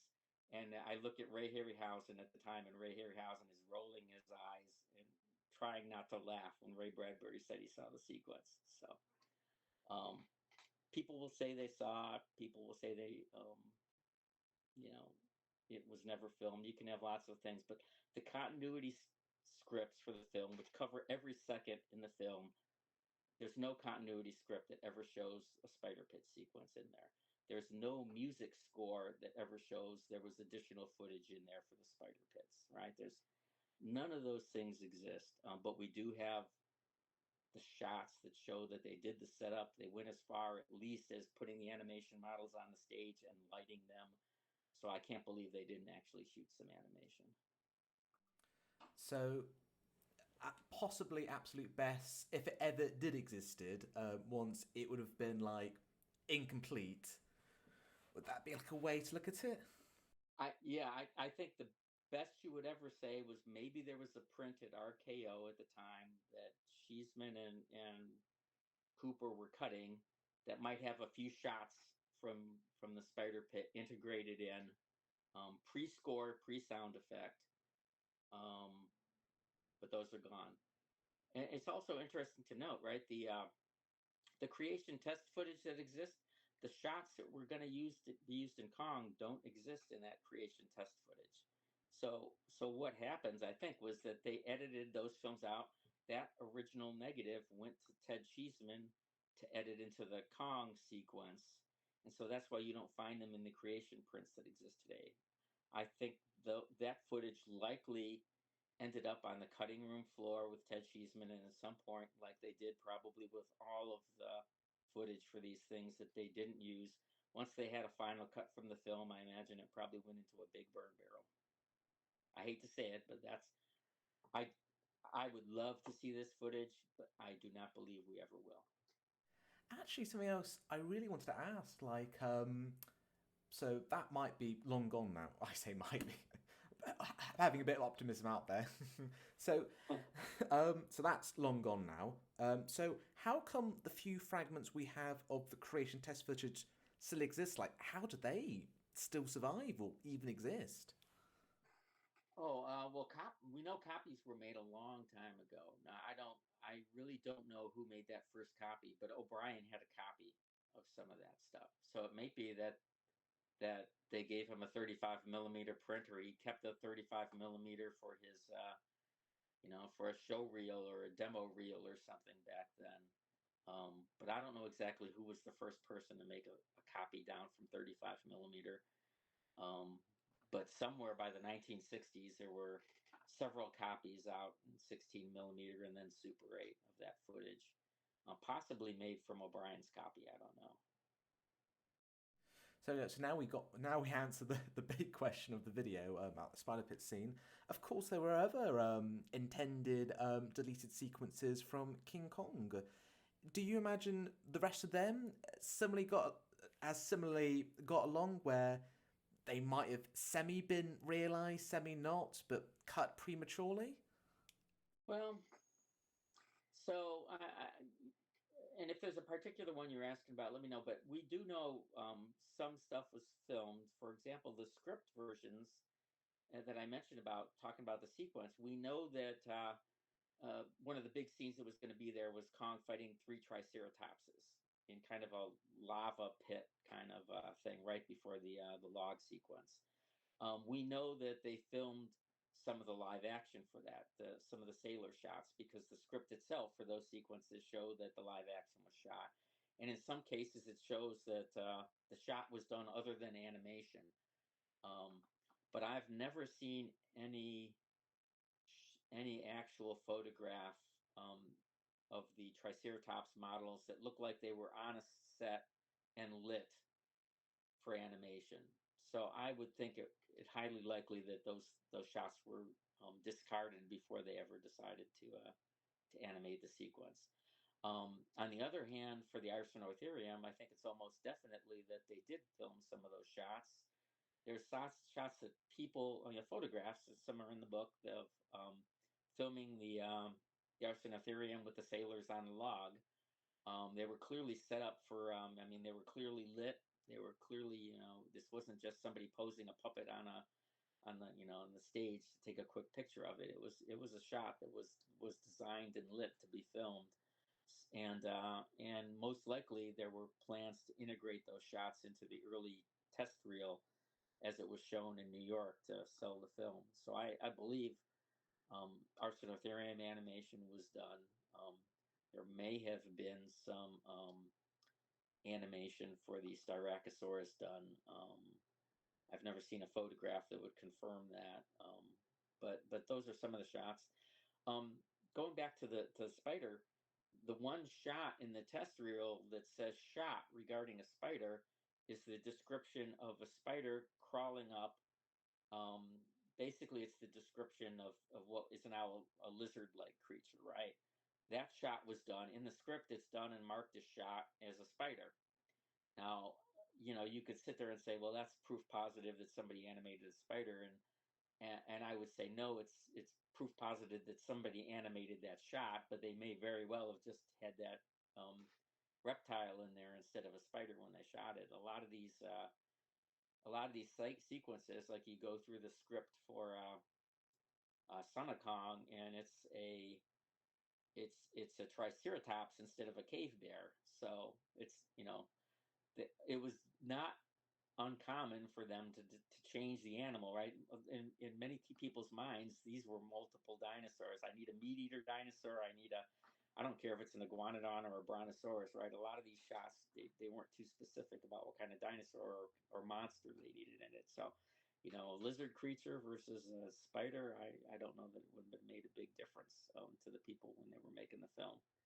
There is a story that the back legs of that or that lizard that climbs up the vine are missing just because Delgado was still working on the model when O'Brien demanded that he hand it over because he needed to shoot the sequence that day. So O'Brien was never able to finish the back legs, so that's why they're not there.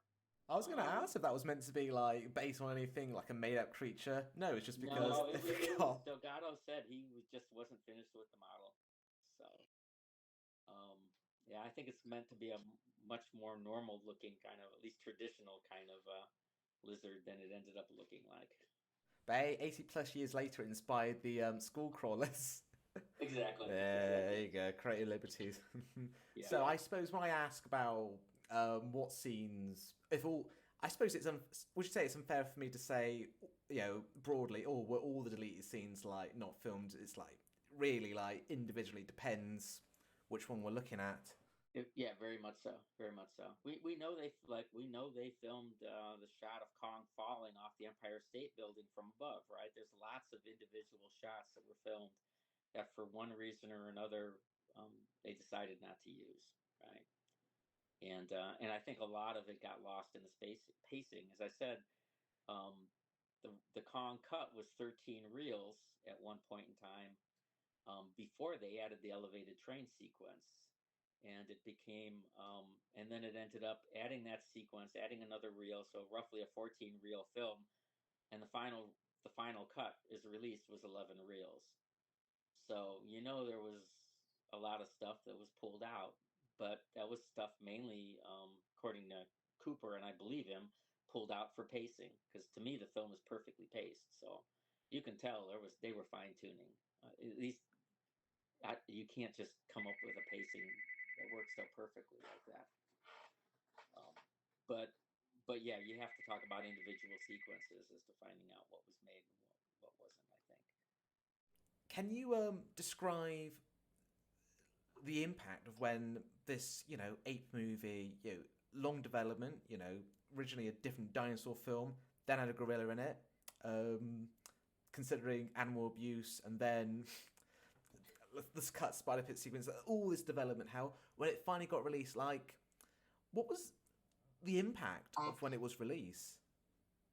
Well, yeah, you hear different stories. I think, I mean, it was to a certain segment of the audience phenomenal, right? People had seen something they never saw before, um, and it wasn't. I mean, the visuals were clearly astounding, but it also there weren't too many films that had a complete musical score. I mean, at least a fairly complete score. Although Max Steiner had done the scores for Most Dangerous Game and Bird of Paradise, they were similar, but to me, it was almost a perfect integration that impressed people of the music, the sound effects, and the visuals that were probably overwhelming to the people at the time.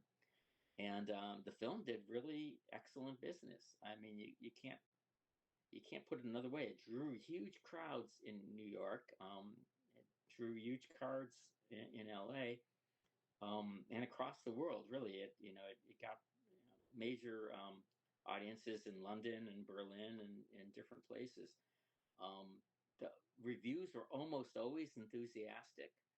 I mean, if they didn't like it, they might be nitpicking on the depth of the story or something, but almost nobody would ever say anything that it wasn't visually spectacular, that it was something brand new, that it wasn't something exciting or worth seeing.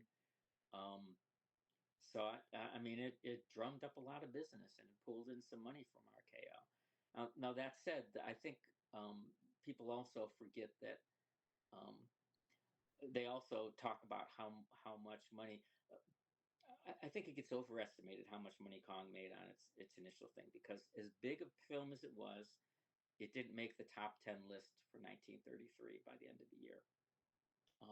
And most people don't realize that. Um, Cooper executive produced Little Women with Katharine Hepburn that came out in late 1933, and that did make the top 10 list of money makers for the year. So, but it, so it wasn't Star Wars, or it wasn't the movie that revolutionized. It wasn't something that everybody saw. It had a kind of a select audience that was grabbing. It made a lot of money, but it actually eventually, over the long term, because it got successfully re-released several times, made more money than any other film that was released in 1933. But that's because of all the successful re-releases. It just got bigger as it went along, and people loved it. And you always hear stories about people that said, "Oh, I saw it, and I was going to take my kid when I saw it was opening," right? Or it played for a while. If you look at the newspapers, from 1933 and into 1934, you can find it still playing in theaters in 1934 while Son of Kong is playing in theaters, right? So it was a different world back then, because the film didn't open in one weekend everywhere. It opened in different cities, spread out over several months, right? And then it went to second run theaters and different kinds of engagements. But all the reviews, almost all, were astounded by the visual effects. And of course, at least in the short term, there was something special about King Kong because, of course, Marion C. Cooper Well, in that same year, very quickly, a sequel came about, Song of Kong. So, what's the story behind that? Yeah, well, I mean, it's the old story of let's make some money out in this thing while we can, right?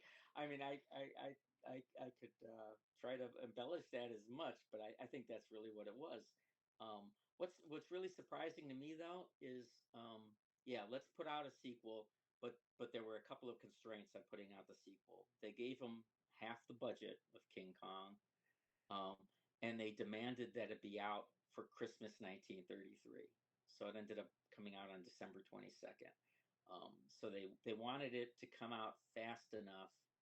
They didn't want to spend too much money on it, and they wanted it to come out fast enough that Kong was still fresh in everybody's minds to go see the sequel. Right? That was the impetus of getting that out.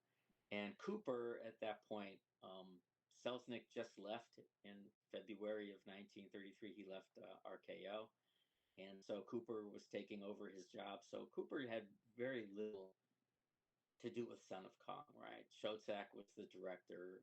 Cooper got the budget fixed as much as he could, and I like to say that they had already had a script written for Son of Kong, while the big head from Kong was still sitting in front of Grauman's Chinese Theater, right? That tells you how quickly they were moving that project, right? And that was in March and April of 1933, and then they were finished shooting by the end of August, right? So it was fast. And I suppose we're forgetting about O'Brien himself. So, where was O'Brien during all of this? So, he's just come off from a very successful, and a film that was doing quite well, King Kong. Mm-hmm. So, where was he during the action during that whole year of 33, and especially during Son of Kong? Well, I mean, it was so he didn't. There wasn't a lot of time between Kong and Son of Kong, right? I mean, he was when you look, they were still filming animation for Kong until the basically the end of January of 1933, and by March they were working on the story concepts for Son of Kong. So there was very little downtime. Cooper was actually assigned for a short while to a project called Pygmy, which was a whaling adventure project that Cooper wanted to do. I think he was excited about the visuals. Cooper was always excited about color, and he seemed to be excited about trying to make a color film with a whaling adventure that could use a lot of stock footage of whaling ships and be very impressive. But Pygmy never got off the ground eventually, and Obi went right to from that to Son of Kong, as far as we can tell, without any major involvement elsewhere. There was a big difference between Obi's motivation on Kong and Son of Kong, though. Obi had profit participation on Son of Kong. He was going to get a share of the funds when Son of Kong made money, and that wasn't even true for Cooper on King Kong.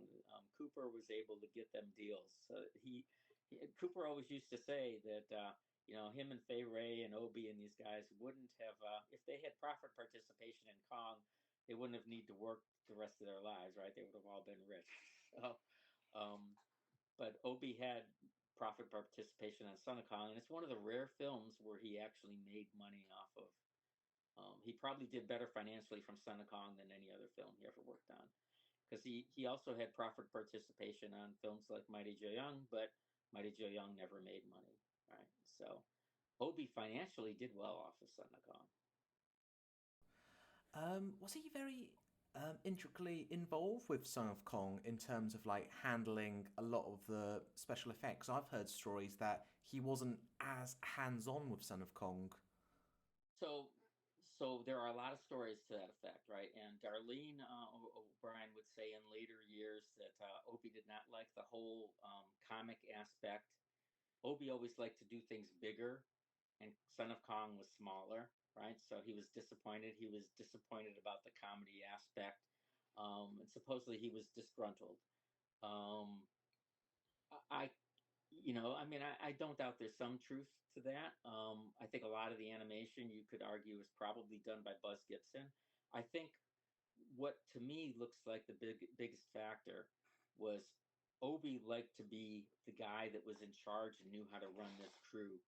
And what he did say, or at least Darlene would say, kind of saying saying secondhand what Obi would talk about, was that by the time they got through Kong, Shodzak knew how to get the stuff done. Right?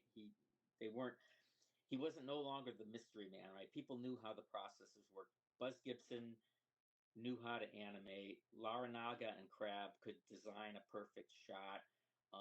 They had cameramen that could film the animation. Theoretically, they could do the project without Obi, and I think that disenfranchised Obi a little bit too. So they say he was disgruntled because of that. Because now Shodzak, who always tended to butt heads a little bit with Obi, right? If you recall, I mentioned earlier, I think Cooper said that he met two geniuses his entire life, and one was O'Brien and one was Shodzak, and they butt heads, right?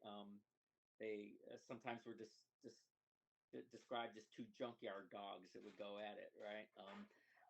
But Shodzak, when asked about that, says he had a lot of respect for Obi, though. But I think O'Brien felt he lost a little bit of control in Son of Kong, and that probably disenfranchised him. He also, I mean, I think, well, the other way to say it is, I think when you look at the documentation, he was at the story conferences. He was working the story development. He was working the artwork.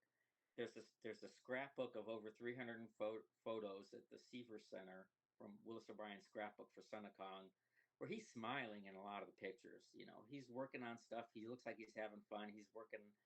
I mean, they're posed photos of him painting a glass painting, right? He probably wasn't painting the glass paintings, but they took photos of him and Crab and Laranaga doing that. And when you read the assistant director's reports, they would talk about Obi was called to the set to supervise a shot that was an effect shot. There was never any delays. Obi was called to the set a lot. It seemed like he always responded. If you read a lot of assistant directors' reports, they are very happy to say the stage was shut down for 2 hours because somebody was unavailable, right? You see that all the time. You never see that about Obi. So Obi was there working. He may have been disgruntled, but he was doing his job. And I think the effects of Son of Kong are, some of those shots are as good or arguably better than stuff in Kong. So I think he did a great job, and all the evidence from the documents shows that he was there and working on it and getting the job done. Was he animating as much as he was? I don't think so. I think he was doing a lot of shot design as well, just because there was so little time, right? So somebody had to do the shot setups. I don't think Buzz Gibson was going to do the shot design and shot setups, but he could animate the shot, right? The other story that goes on that's absolutely incorrect was, for years people would say that Obi didn't like the film because his boys were killed during the production, which is a serious story. But I say it's not true in that affecting Son of Kong as well, because all the miniature shots were done and in the can, and before Obi's boys were killed. So that did not affect, the film was already being scored when Obi's boys were killed. So that was not affecting Obi's view on the film. It might many years later have impacted his view of talking about the film, because the film was in the final stages of pre-production and he was supposed to be out promoting the film when he was grieving, right? So that might have given some a bad feel in Obi's mouth, but it didn't affect the production. I suppose since we've already brought it up, I suppose I was talking to a mate about King Kong. He loves the original, but he had no idea exactly what O'Brien went through by the end of 33 with his boys. So I guess with a certain amount of sensitivity, what happened with that whole situation with O'Brien, his kids, and his second wife? So, there's kind of a long story here, and it goes back before the Lost World, right? I might have mentioned earlier that O'Brien's second wife, Hazel, he had proposed to her, and then he moved to New York, and I think he had hoped to break that engagement. I think he probably at some point figured that she wasn't the right woman to marry. But Hazel's family pushed and brought her out to New York, and they weren't going to let him go back on his word. So he married her, but it was not a happy marriage. She had mental, it looks like what we would say, depression, mental health issues over the years. Obi was definitely cheating on her. There's no doubt about that. I think he had at least partially checked out of the relationship at some point, probably around the time of the Lost World, if not earlier. And although he was raising the boys and fully helping with that, but she had actually um, Hazel had actually in the 1920s dumped a canoe with at least, depending on who you hear the stories from, one or two of the boys in it. What looked like a suicide attempt to drown them all, but everybody was saved. Hazel's depression just continued to grow, and as we get to the point where by the time Sun or King Kong is going on, Obi is not living together, but he's financially supporting the family, but he's not living with his wife and children. He's taking the boys out on things, but they're not seeing each other on a daily basis. Um, and Hazel is having serious health problems and looking like she's not going to be around much longer. So in a fit of depression in October, she thought that the best thing to do would be to take the boys with her, and so she shot the two boys and herself, and she ended up surviving the event, but the two boys didn't. Matter of fact, as the story goes, she probably prolonged her life by shooting herself and helping her lung situation by having the doctors attend to um, the drainage of the lung. So it may have actually let her live a little longer than the path she was on at the time. So Obi was absolutely distraught about this, you know, as you would expect. And it, when the family of Hazel were interviewed, and they all kind of admitted that this was on a path that was going downhill for many years. So, but I guess Obi didn't realize it was going to be that serious at the finale. So he was extremely distraught. There's the famous picture that was theoretically taken for the promotion of Son of Kong, um, where Obi is posed with an animation model and looking at the camera, and you could tell he just looks defeated, and which is not the usual photo of Obi, right? You look at his scrapbook photos; he's smiling and joking, and here he looked defeated, and he ended up tearing up the photo, right? And throwing it in the trash can. And Darlene recovered the photo to piece it back together, um, and commented on what happened. But it wasn't just that. A few months later, Obi was seeing a woman that also turned out to have um, cancer that was diagnosed as terminal at the time, and she committed suicide late, basically at the end of the year in 1933. So Obi had, three people in his life that were gone at that point. He had vowed the night of the boys' deaths that he was never going to speak to his wife again, Hazel again, and he lived with that vow. He never visited her. She died about a year later, at which point he married Darlene O'Brien. And it's such a roller coaster for O'Brien because 33, he's got this massive movie under his belt, King Kong. Then by the end of the year, he's lost his family effectively, and Exactly. yeah, and then following on after Kong, he didn't seem to have like any major projects like under his belt, like for a while, Well, so that's not quite the case. It's what really happened was at the end of our early 34, Cooper started Pioneer Pictures. Um, and Cooper was having health problems as well at the time, but he also recently got married. But right off the bat, one of the projects that Cooper was cut a deal with Pioneer Cut Pictures cut a deal to make with RKO was Last Days of Pompeii. So it might seem like there was a stretch, but really, you had Son of Kong come out in December '33, and then you had Obi working on She and Last Days of Pompeii, both of which were released in 1935. So he was from fairly early on in 1934 starting to work pre-production activities on those two films. Um, he also had worked on another film called Green Mansions, the novel Green Mansions, that didn't go anywhere. But there were other things he was doing in that period.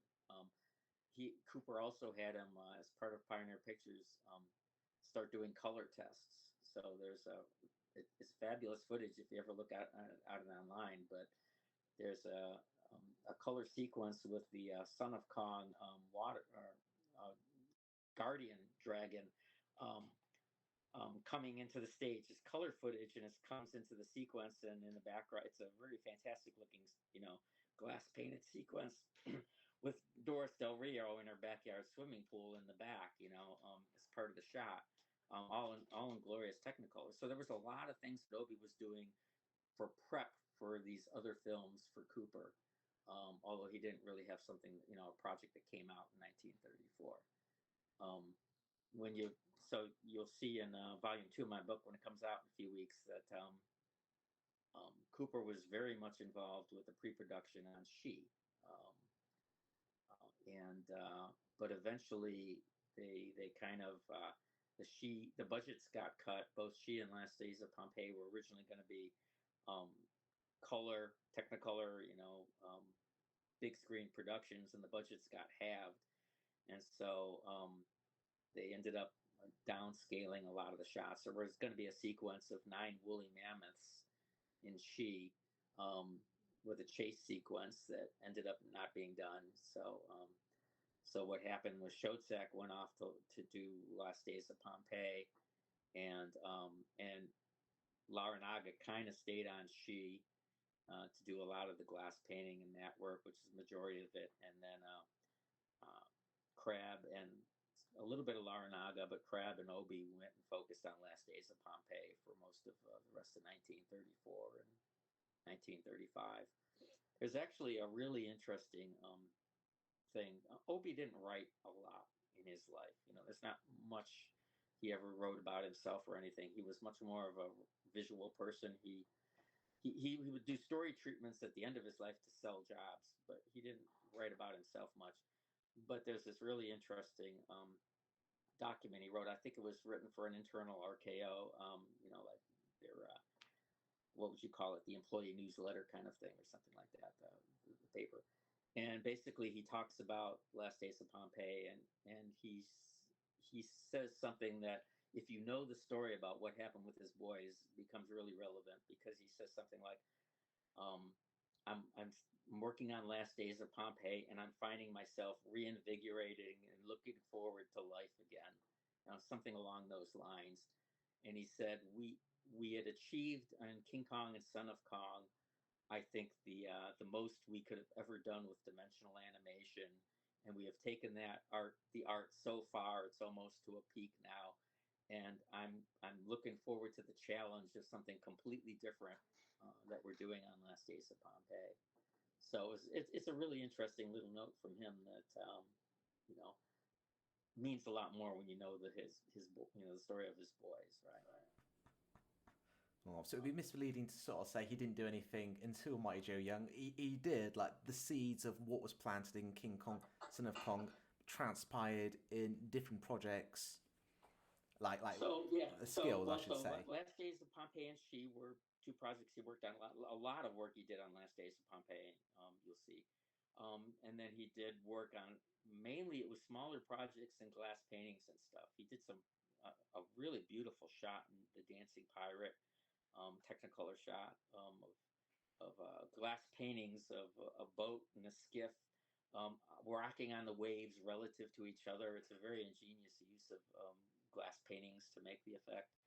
Um, but he had two main projects before Mighty Joe Young that never got made, right? War Eagles and Guanji. So They were paying projects for him. I mean, he was getting paid, but yeah, unfortunately, he had a lot of ideas that eventually got used too, right? Because Guanji had a roping sequence in it, and they had a fight with lions that eventually got transported into Mighty Joe Young, and some of the other ideas from War Eagles ended up getting transported in different story treatments that Obi would write during the 1940s and 1950s. So he kept himself very busy, but he had a lot of periods where there probably was not a lot of jobs going on. Darlene had said, I can't quote it, I can't remember the quote exactly, but Darlene said that when times were good, they were renting a house in Beverly Hills and they had a private Japanese servant. Um, and when times were bad, they were living and moving into smaller and smaller apartments, depending on how long it had been since his last film. And she made a comment that I said it was something like they lived in 20, I think it was 28 different places in 29 years that they were married. So Obi just kept on. If he had it, he was happy go lucky. He would spend the money when he was on top. And if he didn't have it, he would just cut down his expenses to the bare bones and you know, try to develop his own projects to find work. But yeah, he had a period there between 1935 and 1949 where there was um, not a lot of credits that ever happened. He did matte paintings for films and things like that, but not a lot of credits that ever will make IMDb or that will ever nothing he would be remembered for. Right? I suppose, is there an explanation as to why, like, even though O'Brien, like you said, was busy, why we didn't exactly, or maybe perhaps the Hollywood landscape, there wasn't really any movies with heavy stop motion like Kong? Like, if you look at Jurassic Park, when that was released, there was an explosion of, movies that were utilizing CG. But for Kong, it didn't really seem to, at least in the short term, explode that like whole different genre with a new special effect technique. Yeah. Is there a reason why, or I I mean, you could postulate a lot of things. To me, I think the reason is a little more simple. Is what was the audience that Kong would have got? And I think the studios viewed the audience that Kong got was the audience that was going to see the Universal horror films or the derivatives or the serials, right? So you have a lot of genre material going on in parts of the 30s, but those are all much less ambitious projects, much less. I mean, not that. I mean, some of my favorite films are from there, but they don't require the financial input or the financial risk that something like King Kong did, right? So you can get Karloff and Lugosi together and do Son of Frankenstein for a lot cheaper with a lot less risk and a lot less lead time than you could do something as like another Kong film. So they had tried to get King Kong vs. Tarzan made in the 30s, and it turns out it wasn't budget or anything. The reason for that one falling through was that they couldn't get the rights to Tarzan, and it's maybe not surprising because MGM was making money on Tarzan films, and let's face it, they could make a Tarzan film pretty quickly without a lot of financial investment and almost no financial risk. Why did they have to take the risk of something that would be King Kong and suddenly be a multi-year schedule when they can probably, I'll make up a number, throw out another Tarzan film every 6 months without any brain cells in use, right? actually, that's something I wanted to ask. Actually, the way that Son of Kong ends, with the island sinking, it sort of seems like that's kind of a full stop to like any more Kong movies. When they made Son of Kong, was there like, okay, this is going to be kind of a one-off sequel? We probably won't revisit this franchise. I don't know if they would have used the word franchise. Well, this kind of world ever again. Um, yeah, I don't think they were expecting another sequel, although they would have made King Kong vs. Tarzan, and who knows how they would have done it. But I don't they keep resurrecting Frankenstein with different ways, right? I'm sure they would have found a way if they found the money. Um, but I will say, everybody thinks about sequels the way we do today. We're used to a film becomes big and you put out a sequel. How many sequels do you know from the early 1930s? And that's a maybe a facetious question, but there's very few. When was the first Universal sequel? 1936, Dracula's Daughter came out 5 years after Dracula, right? Genre films didn't very often have sequels back then. Matter of fact, very few films had sequels back then. It wasn't until the late 1930s that sequels became bigger. You found sequels much more in the literary field, where you found a whole bunch of Tarzan movies than you did in Hollywood. There were there were silent films. There was The Birth of a Nation and its follow-on that really was you could describe as a sequel. There were two Elmo Lincoln or Tarzan films made in the 20s that were actually kind of thick filmed together. But other than that, you don't find many sequels in Hollywood until Universal started putting them out more in the 30s, right? Well, 35, 36. You have Bride of Frankenstein, Dracula's Daughter, and Son of Frankenstein, and then a whole bunch of mummy films.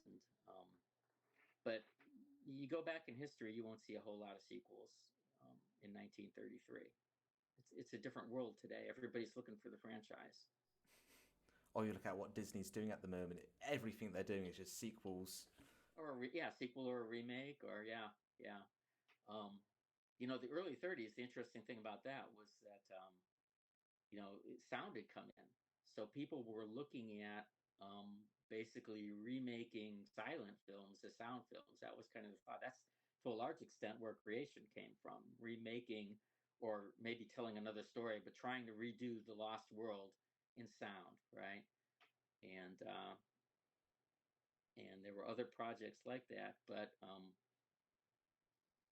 I guess even back then, people didn't put out the money if it seemed too risky, if they didn't have to. So I can eventually, you came up with a whole bunch of Tarzan sequels and Charlie Chan sequels and Sherlock Holmes movies, because they were, you got a set cast and they were very easy to produce quickly. Right? And also, you got to remember, all this is going on in the Depression, right? So that the economy really didn't pick up until the 40s. I mean, the start of the 40s, when the world starts going at war, and the war machine starts moving, and that starts picking up, at least in the States, picking up the economy because of all the production.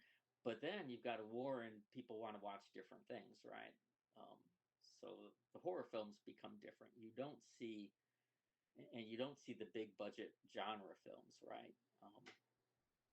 And the war killed War Eagles, and probably to a certain extent killed Wanji as well. Yeah, all right, I think we could discuss that in Volume 2 of your book.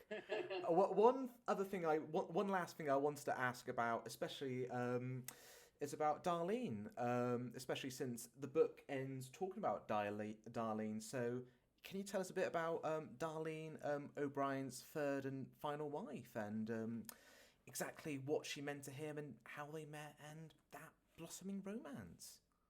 Well, yeah, that's. Unfortunately, I never met Darlene. I do know a lot of people that have. Right, I moved to California, a little after she passed, so I missed my opportunity.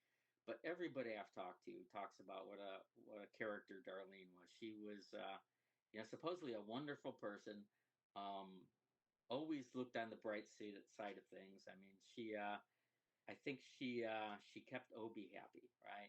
And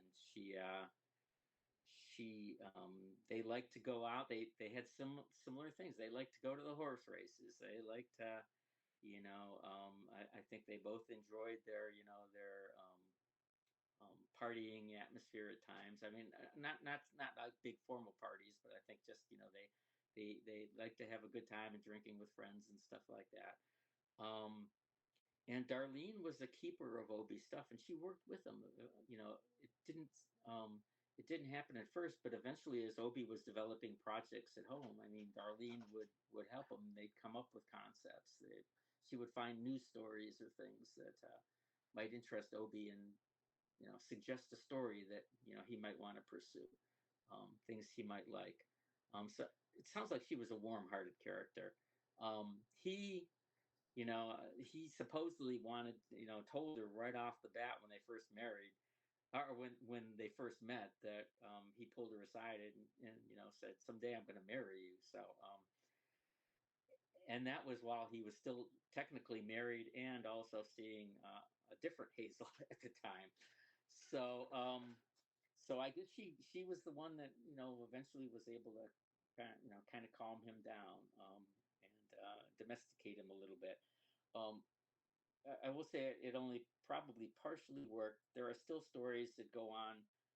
You hear the same stories from King Kong, Son of Kong, and Mighty Joe Young, that Obi would, if he was butting heads with Shodak or somebody, he could get pissed off and he could disappear for 3 or 4 days, um, and nobody would see him. And a lot of times people said that happened during Son of Kong when he was disgruntled. Um, but the same stories happened during King Kong, and they repeated during Mighty Joe Young. That was Obi got his job done, and he did a fantastic job.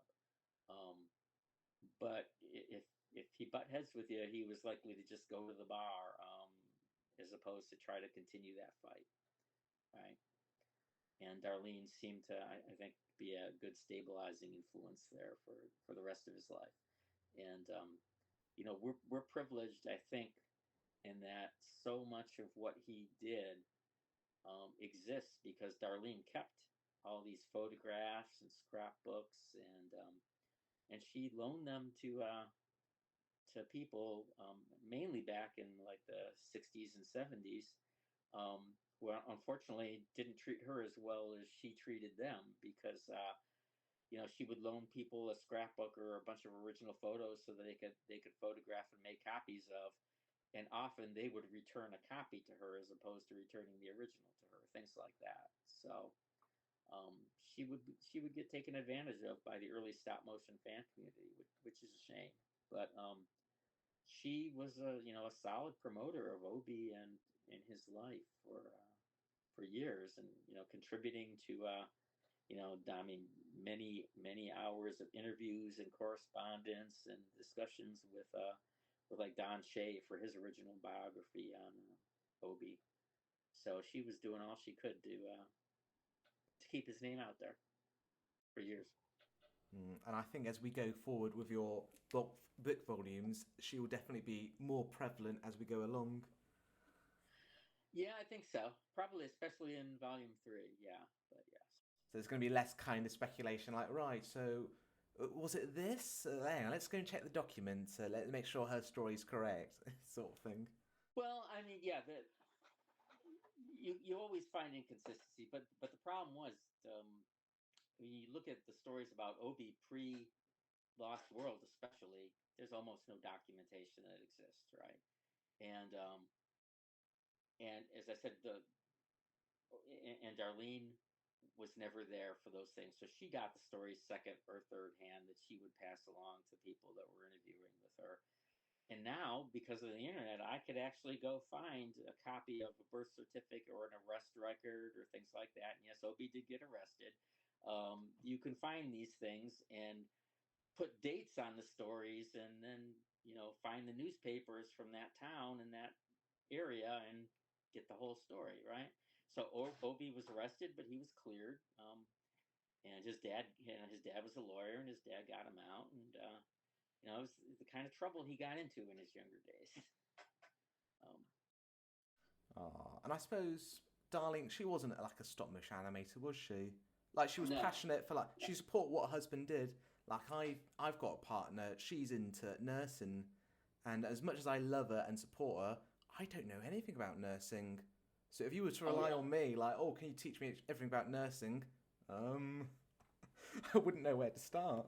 well, yeah. Now I imagine during his off times, Obi would be doing a lot. He would be doing paintings, and eventually, by the time he got to the 40s, doing story treatments at home. And I think Darlene might even be helping him with typing that stuff up. She was actually helping him with story ideas. They definitely worked several story ideas on together. There's actually a piece of art, combined piece of art I've got with a done by Obi and Darlene. That'll be in volume three. So they did, some work together, but I don't think she knew too much about the technical side. I think she came more from the, oh, this might be an interesting story perspective to tell. She was also kind of inventive. She was always trying to develop ideas for other projects.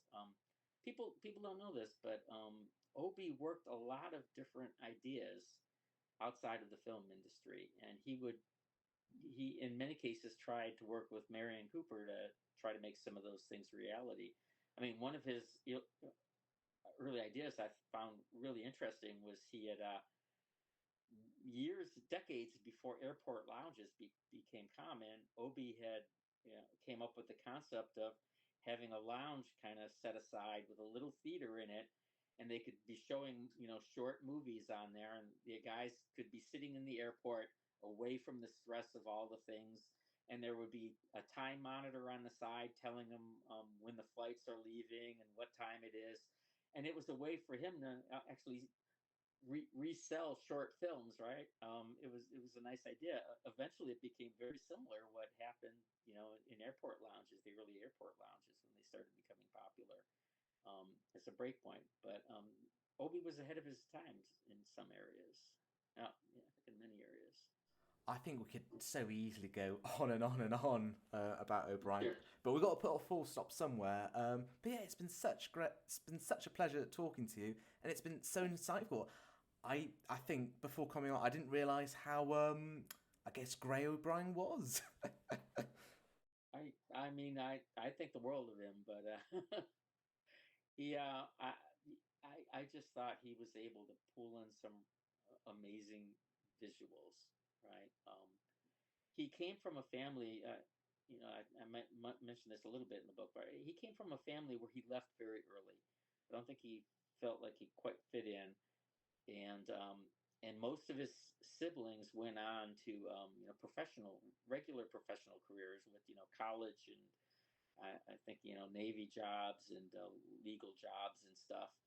And that this is in the period of time when Obi was out trying to find his stuff. He was doing fur trapping and rodeo riding and railway work and wilderness guide stuff. I mean, all these different things.